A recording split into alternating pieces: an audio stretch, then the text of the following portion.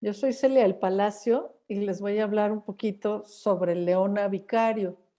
Imagínense una muchacha de 19 años que se queda huérfana y al morir sus padres le dejan una herencia enorme, vaya. Su padre es un rico comerciante y le deja, no sé, el equivalente a varios millones de pesos actualmente.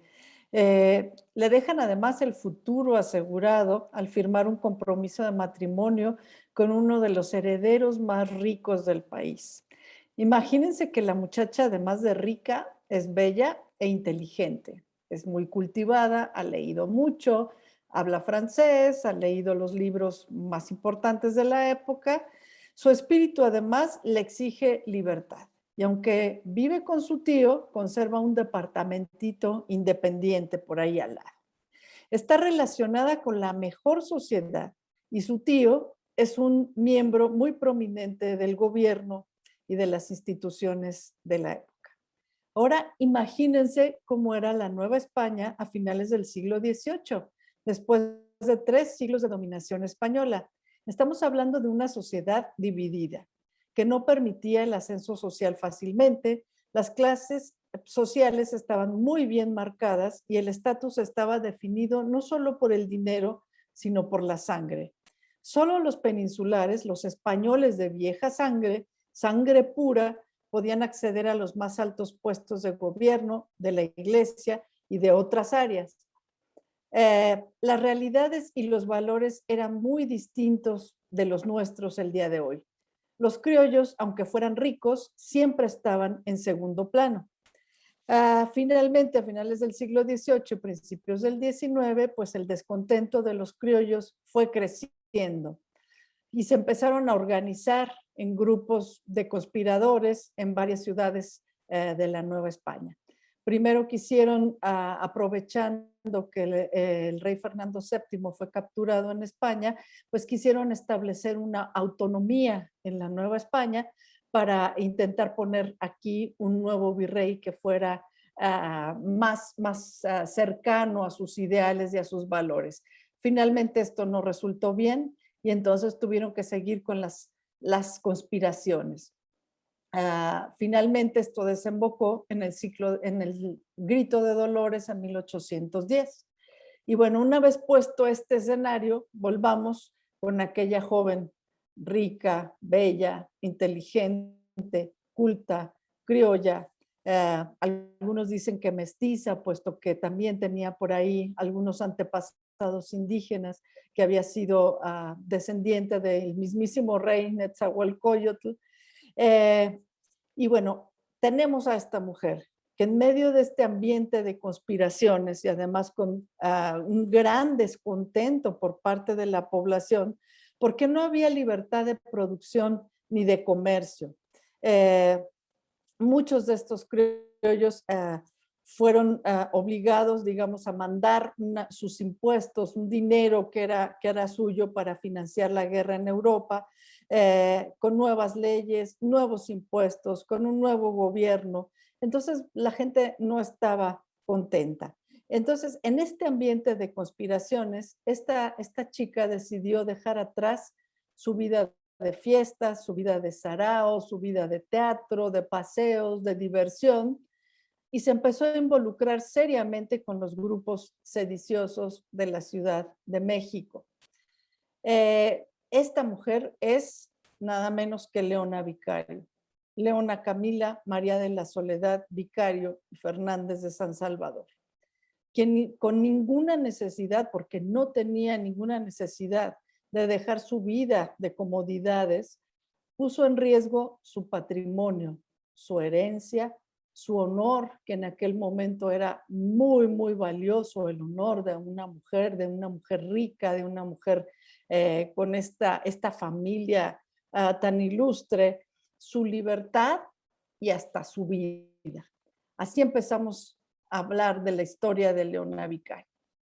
Leona se convirtió entonces de haber sido la novia de don Octaviano Obregón, que tuvo que huir del país en una de las primeras conspiraciones porque él estaba a favor de la autonomía de la Nueva España. Tuvo que irse, se fue finalmente a España y se quedó por allá. Entonces, bueno, Leona se convirtió en una mujer pues soltera, muy envidiable, digamos, aunque estaba comprometida. Por esos años conoció también a un joven que llegó a hacer el servicio social, así lo podemos llamar, para graduarse de abogado en el bufete de su tío, Agustín Pomposo Fernández de San Salvador, y comenzó a cortejarla. Ese joven era Andrés Quintana Roo.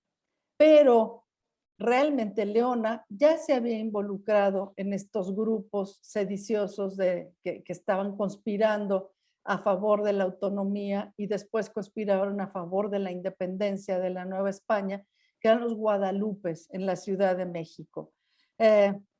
Y bueno, después de la muerte de Hidalgo, una vez que estalló la rebelión y que Hidalgo empezó a combatir, fue derrotado un poco después.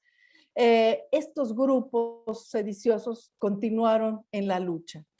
Esta joven se involucró de lleno con estos grupos, dio dinero en la medida de lo posible, porque en ese momento las mujeres no podían manejar sus propios bienes. Su tío era quien le manejaba los bienes y su tío era furibundamente realista, es decir, a favor del rey y del viejo régimen y de conservar todo exactamente como estaba. Entonces Leona muchas veces tuvo que mentir para poder acceder a su propio dinero y poderlo destinar a ciertas actividades pues sediciosas con estos grupos conspiradores. Dio dinero, objetos personales, convenció a la gente de irse, convenció a los armeros vascos de la Ciudad de México de irse a fabricar armas, que en ese momento uno de los centros más importantes de la rebelión estaba en Tlalpujahua, y los convenció de irse ahí y de ella comprometerse a mantener a sus familias en la Ciudad de México para que ellos pudieran irse. Y además ella se convirtió en la red de correos, el centro de la red de correos. Llegaban a su casa las cartas de los insurgentes, ahí ella las repartía en la Ciudad de México, recogía también la correspondencia de la gente de la Ciudad de México, mandaba noticias, mandaba los periódicos impresos de la capital para que los rebeldes, los insurgentes pudieran enterarse de qué era lo que estaba ocurriendo en la Ciudad de México. Y pues cartas personales, objetos, etcétera, que mandaba con un arriero hacia Tlalpujahua. Pero esta conspiración fue descubierta y pues Leona, se dieron cuenta que Leona era la persona que estaba pues recibiendo toda esta correspondencia. Ella huyó de la Ciudad de México, pero tuvo que regresar porque nunca pudo llegar a Tlalpujahua como era su deseo. Fue interrogada por la Inquisición, por los jueces de la Inquisición, fue encerrada en un colegio, en el colegio de Belén, pero en el interrogatorio que le hicieron, ella nunca denunció ni delató a sus amigos. Esto significaba la prisión, porque muchas otras mujeres, incluso ricas, independentistas, sufrieron la prisión durante muchos años, pero a ella no le importó pensar en esta posibilidad y no denunció a sus amigos, a los que les mandaban las cartas. Ella inventó incluso una serie de claves para poder mandar estas cartas sin que nadie reconociera a quién iban dirigidas y de quién venían esas cartas. Y bueno, huyó del colegio de Belén gracias a la intervención de sus amigos, de Ignacio López Rayón, que mandó a unos mensajeros a sacarla de ahí y por fortuna pudo escapar.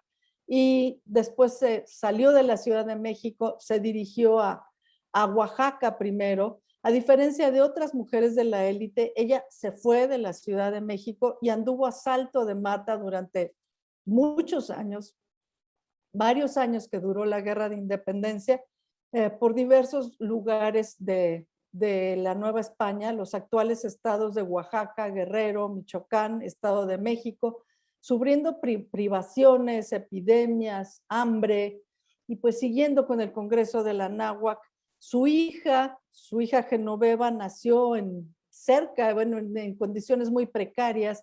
Algunas fuentes dicen que en una cueva, otras personas dicen que no fue en la cueva, pero fue en el descampado. De cualquier manera, para una mujer rica, pues esto significaba una gran afrenta. Le quitaron todos sus bienes, el gobierno realista le incautó todo su dinero, todos sus bienes, todos sus muebles, todas sus joyas. No podía acceder allá a nada. Nunca aceptó el indulto, el perdón que les mandó el virrey.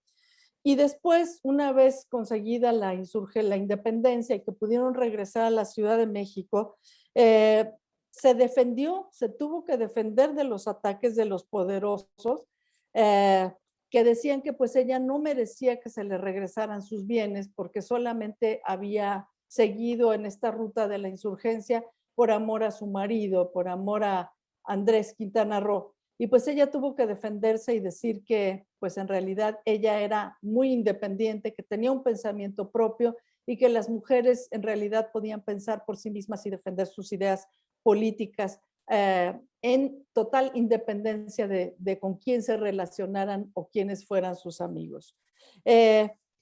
Y pues durante todo ese tiempo ella siguió defendiendo a las diversas causas en las que creía, incluso llegó a defender a su marido de las autoridades ya independentistas, y finalmente fue la única mujer que ha recibido funerales de Estado.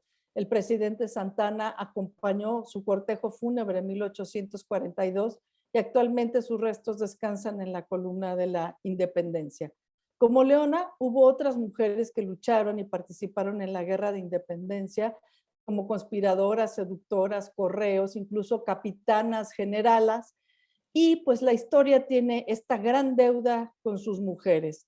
Los libros de texto hoy en día solo consignan 1, 2 y 3 y a mujeres, pero se les ha olvidado la participación de todas ellas, en especial una tan importante como lo fue esta gran heroína de la independencia, que fue Leona Vicario. Muchas gracias.